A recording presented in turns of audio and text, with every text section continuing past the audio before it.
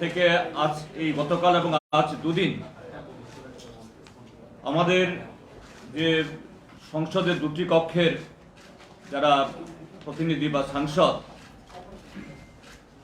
CPIM দল থেকে জাতীয় কংগ্রেস এবং সিপিআই 7 জন এমপি এখানে এসেছেন। আরেকজন এমপি আসার কথা ছিল, উনি শেষ মুহূর্তে অসুবিধার কারণে আসতে পারেননি।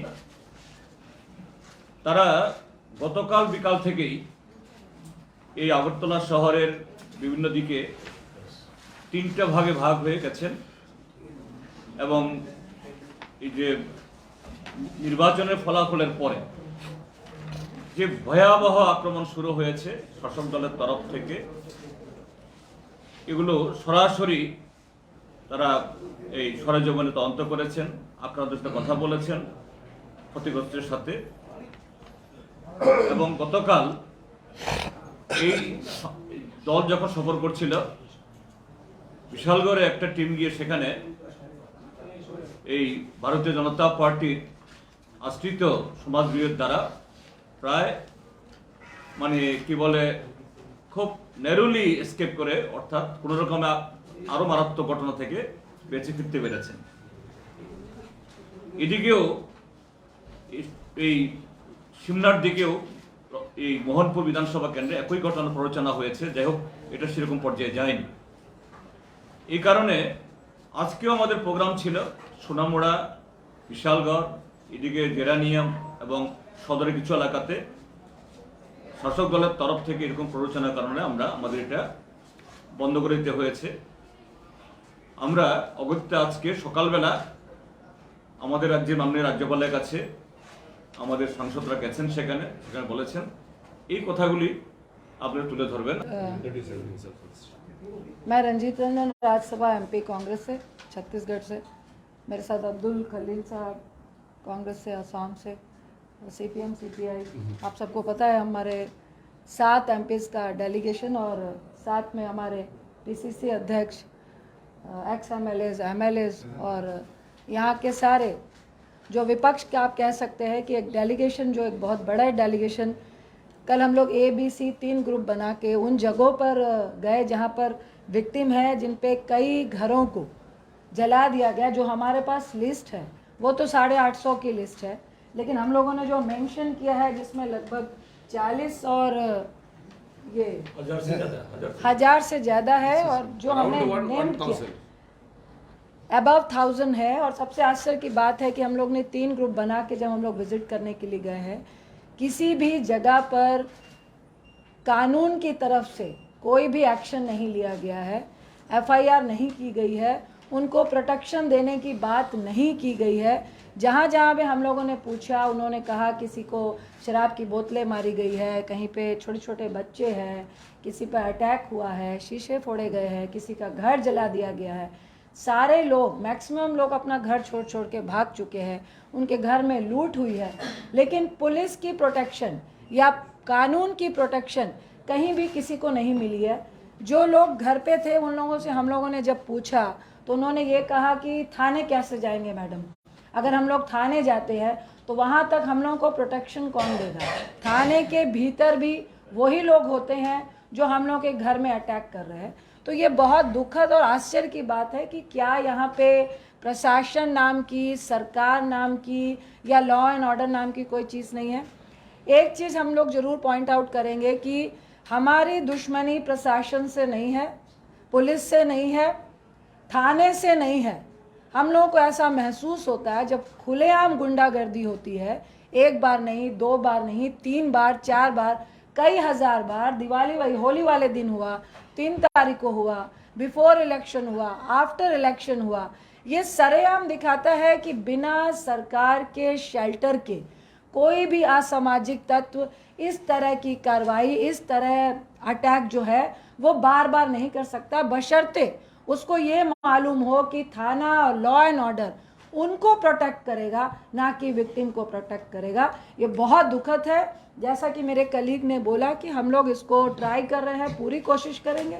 चूँकि सदन में भी जो विपक्ष है उसके मुंह को बंद कराया जाता है, हमें बोलने नहीं दिया जाता है, पर हम लोग पूरी कोशिश करेंगे। लोकसभा में एडजर्नमेंट मोशन देंगे और 267 राज्यसभा देंगे, क्योंकि ये बहुत ही अति संवेदनशील मुद्दा है, अर्जेंट मैटर है, इसको सदन को भी सुनना चाहिए। हम लोगों को खुशी है कि गवर्नर साहब मिल लिए। इससे पहले तक तो कहा जाता था कि वो सो जाते हैं, मिलते नहीं हैं। हम उनको थैंक यू बोलते हैं कि एटलीस्ट वो मिले। पर हम लोग ट्राई कर रहे हैं कि हम लोग दिल्ली जाके राष्ट्रपति के साथ भी एक डेलीगेशन जाएगा और मिलेगा। और जब तक यहाँ की जो सिचुएशन है वो ठीक नहीं हो जाती है, हम आपके माध्यम से यहाँ के जो सत्ताधारी लोग हैं उनको ये ज़रूर कहना चाहेंगे कि आप जितना भी डरा ले, हम लोग डरने वालों में से नहीं हैं। हम लोग बार बार आएंगे जब तक यहाँ का लॉ एंड ऑर्डर की जो आवाज़ है वो हमारे प्रधानमंत्री तक नहीं पहुँच जाती है। जो बार बार वो कहते हैं ना खाऊंगा ना खाने दूंगा, और गुड गवर्नेंस की बात करते हैं। गुड गवर्नेंस की जो यहाँ पे सिचुएशन है, और उससे भी दुखद बात ये है कि एक भी न्यूज़ को बाहर नहीं जाने दिया जाता है। यहाँ पे आम बात है कि किसी का सर फोड़ दिया, हमारे इंचार्ज को बार बार अटैक हुआ, कभी किसी का सर फोड़ देते हैं, कभी किसी के आप हाथ काट देते हैं, कभी किसी पे कभी भी कहीं भी अटैक होता है। हम लोग बी ग्रुप में थे, हम लोग बाल बचे। हमारे ए ग्रुप के साथ तो 3-4 गाड़ियों को डैमेज किया गया। हम लोग के सरेआम जब 30-40 पुलिस के साथ हम लोग चल रहे हैं, पूरा काफिला चल रहा है, और एक घर से निकलता है लड़का और पूरे पुलिस के सामने गालियां दे रहा है और गाड़ी की तरफ आने की कोशिश कर रहा है, शीशे को तोड़ने की कोशिश कर रहा है। तो ये मुझे लगता है त्रिपुरा में एक नया नियम है कि जो विक्टिम है, जो सिविलियन है, उनको डरना चाहिए। यहाँ पे गुंडा तत्वों को डरने की कोई ज़रूरत नहीं है। ये मीडिया के माध्यम से अगर सरकार यहाँ की सुन रही है, दिल्ली में बैठे हुए सत्ताधारी अगर सुन रहे हैं, अगर उनके कान में रुई नहीं है, तो आपको त्रिपुरा के सिविलियन की खबर लेनी चाहिए। और इस अगर लोकतंत्र को अगर बचाना है, तो लोकतंत्र में नेचर होता है कि विपक्ष हारे या जीते अपनी बात को रखता है, और आवाम भी वन साइडेड नहीं होता है। कुछ लोग बीजेपी में है, कुछ सीपीएम में है, कुछ सीपीआई में है, कुछ कांग्रेस में है, कुछ तृणमूल में है। हर पार्टी का, हर व्यक्ति का राइट होता है कि वो अपनी पार्टी चुने, वो अपना वोट चुने। लेकिन यहाँ पे जिस तरह की गुंडा तत्व के माध्यम से आप डराने की कोशिश कर रहे हैं कि वन साइडेड पोल होगा, और अगर आपने किसी और को दी है तो दूसरे दिन ही उसके घर में जाकर आप अटैक करेंगे, मारेंगे, डराएंगे, तो ये मुझे लगता है ये जंगल का रूल भी नहीं होता है जिस तरह का रूल आज त्रिपुरा में बना हुआ है। हम लोग पूरी कोशिश करेंगे, और आप एक बहुत मजबूत स्तंभ है इस लोकतंत्र को बचाने के लिए। जो मीडिया होता है, सही बातों को एटलीस्ट आप बाहर लेके जा सकते हैं। आप लोग पे भी बहुत प्रेशर है, लेकिन हम लोग आपसे रिक्वेस्ट करेंगे, जो आप लोग यहाँ देख रहे हैं, जो दिख रहा है, जो सिचुएशन है, जो लोग घर से अभी तक, हम लोग आपके माध्यम से कहेंगे कि क्या सरकार उनके लिए कोई नोटिस कर रही है कि जो लोग डर से, जिनके घर में अटैक हुआ, वो घर से भाग चुके हैं, कहाँ पर हैं, कहाँ पे उनको प्रोटेक्शन मिली हुई है, उनको देखने वाला कौन है, और जिनके घर जल गए हैं उनको आप क्या मुआवजा दे रहे हो, जिनकी इंजरी हुई है उनके लिए आप क्या फर्स्ट एड की सुविधा दे रहे हो, हॉस्पिटल की सुविधा दे रहे हो। ये सारी बातें हम लोग लेकर आए हैं, और मुझे लगता है कि और भी डेलीगेट बोलना चाहेंगे। Thank you so much. जिस प्रदेश में अगर एमपी के डेलीगेशन पर हमला होती है, तो उस प्रदेश में आम जनता का क्या होगा? देखिए, भारत में के इतिहास में मैं तो नहीं देखा हूं कि, पता नहीं बाकी जगह तो हम काफ़ी कोशिश कर रहे थे कि किसी एमपी डेलीगेशन पर इस तरह का कभी हमला इस देश में कभी हुआ है, हमने नहीं देखा है। और ये डेलीगेशन गई थी, हमको त्रिपुरा के जनता, लेफ्ट के समर्थक हो, कांग्रेस के हो, बीजेपी को, हमने कभी ये नहीं देखा कि किसके समर्थक हैं। हम आए थे यहां पर पता लगाने के लिए कि किसी के साथ भी अगर अन्याय हुआ है, किसी को चोट लगा है, किसी का घर जला है, किसी का जो है दुकान जला दिया, किसी का बच्चे को जो है मारपीट, बच्चे के साथ मारपीट हुई हो, लड़कियों को जो है थप्पड़ वप्पड़ मारा है, क्योंकि बहुत सारे लोग को महिला के ऊपर पत्थर वत्थर सब चलाते हुए जो है 2 तारीख से लेके होली के जिस दिन मानिक शाह जी ने शपथ लिया तो उस दिन भी। तो ये डेलीगेशन हर जगह हम लोग गए थे। ये हमारी नियत यही थी कि जो है गलत किसी के साथ हुआ तो उसको जो है सार्वजनिक करें और उसके ऊपर कार्रवाई। हम सब लोग को ये चिंता है, देखिए हम सब लोग काफी सुरक्षित लोग हैं, एमएलए साहब हो, सीनियर लीडर्स हो, एमपी साहब हो, लेकिन त्रिपुरा के आम जनता के साथ जो हो रहा है, ये स्थिति जो है ना पूरे देश को समझनी चाहिए। और 33% वोट बीजेपी को इस चुनाव में मिला है, 33%। 67% की जनता जो है बीजेपी को चाहती नहीं। मेजॉरिटी की त्रिपुरा की जनता बीजेपी को पसंद नहीं करते। चुनाव जो भी होगा टेक्निकली आप जीत गए होंगे, लेकिन जब सरकार बनती है तो ये आपकी पहली जिम्मेदारी है इस प्रदेश की जनता के लिए। फिर आप जो है ना बीजेपी, सीपीएम, कम्युनिस्ट, कांग्रेस कुछ नहीं कर सकते। ये पहला सरकार है जो अपने जनता को भी पार्टी के आधार पर जो है बांट दिया है। पहले सरकार है जो अपने जनता पर जो है पार्टी के आधार पर हमला करना शुरू कर दिया है। और मैं आपके माध्यम से एक ही लास्ट में इतना ही कहना चाहूंगा, यह स्थिति सोमालिया जहां पर सरकार नहीं है, जहां पर तालिबान अफगानिस्तान में है, इस तरह की स्थिति जो है वैसे प्रदेश में हम पढ़ते थे जहां पर सरकार नहीं है। जैसा हमारे जितने भी साथीगण ने बताया, there is no law and order. और बेशर्मी की हद इतनी है कि डीजीपी साहब कल त्रिपुरा पुलिस बोलते हैं कि परमिशन इस देश में कि हम आजाद सिटीजन नहीं है, कि हम कहीं पर भी नहीं जा सकते। आप कहीं पर भी इंडिया में घूमिए, एमपी का डेलीगेशन क्यों, आप भी जाना। अगर आज आपको उदयपुर जाना है तो कोई रोक सकता है क्या? अगर आपको कैलाशोर जाना है तो कोई रोक सकता है क्या? तो हम गए थे सिर्फ जानकारी प्राप्त करने के लिए।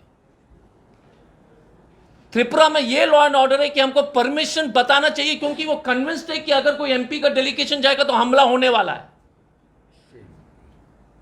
ये एक सरकार भी कन्विंस्ड है कि अगर आप हमको सूचित नहीं करेंगे, पुलिस एस्कॉर्ट था, हमने त्रिपुरा पुलिस का स्टेटमेंट पढ़ा है, चीफ सेक्रेटरी को हमने लिखा, और पुलिस एस्कॉर्ट था। भाई साहब, आपने एस्कॉर्ट दिया, आपने पर्सनल गार्ड दिया, और आप बोलते हो हमको परमिशन चाहिए।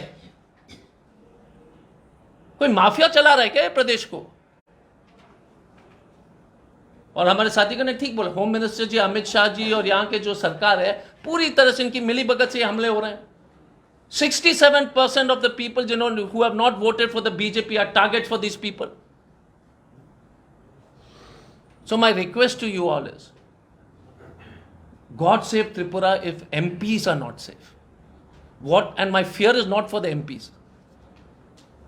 My fear is not for the leaders. My fear is for the poor farmer, poor auto rickshaw fellow,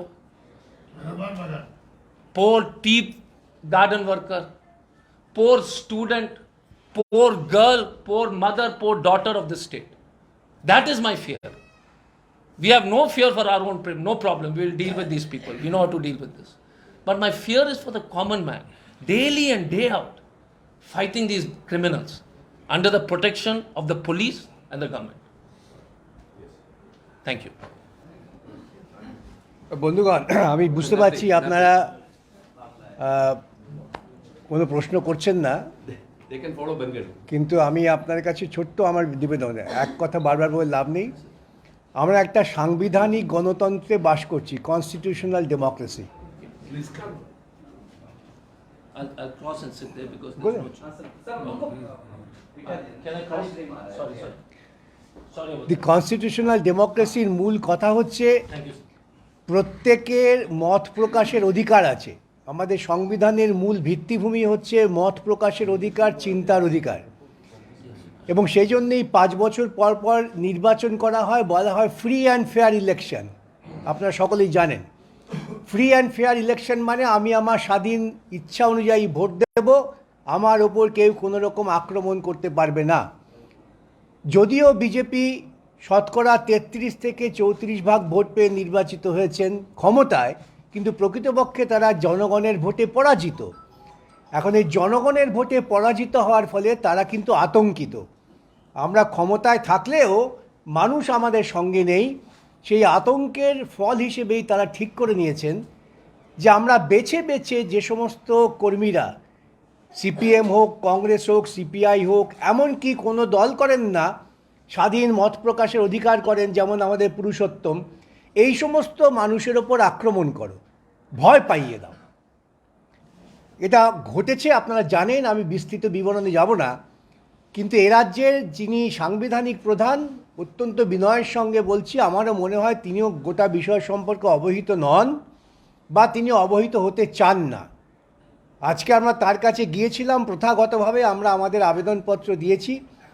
এইরকম একটা ছোট্ট রাজ্যে 1000-এর ওপর এলাকায় আক্রমণ হয়েছে। ভুলে যান এমপিরা আক্রান্ত হয়েছে, আমি এ নিয়ে আদৌ চিন্তিত নই। এমপিরা আক্রান্ত হয়েছে এটা বিষয় নয়, বিষয় হচ্ছে এমপিরা এসেছিলেন, সাধারণ গরিব মানুষরা তাদের ঘর হারিয়েছে, তাদের জীবিকা হারিয়েছে, তাদের শিক্ষা হারিয়েছে।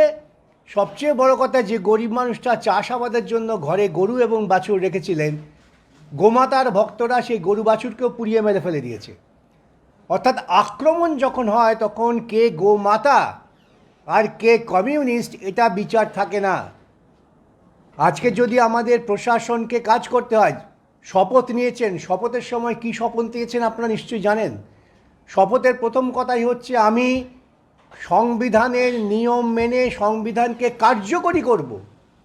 সংবিধানকে কার্যকরী করা মানে প্রত্যেকটা মানুষের শিক্ষার অধিকার, জীবিকার অধিকার, বাসস্থানের অধিকার, স্বাস্থ্যের অধিকারকে গ্যারেন্টি সৃষ্টি করা। এইটাই সরকারের কাজ। সরকারের কাজ এটা নয় যে আপনি যা এসছেন আপনাকে আমি 7 জন পুলিশ দিয়ে দিলাম। কেন পুলিশ নিয়ে ঘুরব? আজকে ভারতবর্ষের স্বাধীন নাগরিককে কোনো একটি জায়গায় যেতে হলে পুলিশ নিয়ে ঘুরতে হবে? এই যদি রাজ্যের প্রধানদের ধারণা হয় তাহলে বুঝতে হবে তারা গণতন্ত্রের মূল পাঠটাই নেননি।